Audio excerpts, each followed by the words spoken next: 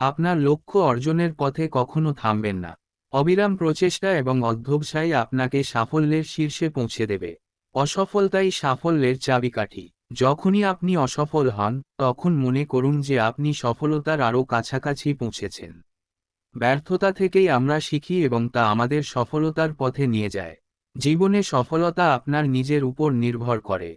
আপনার কঠোর পরিশ্রম, সংকল্প এবং দৃঢ় মনোবলই আপনাকে সফলতার পথে নিয়ে যাবে।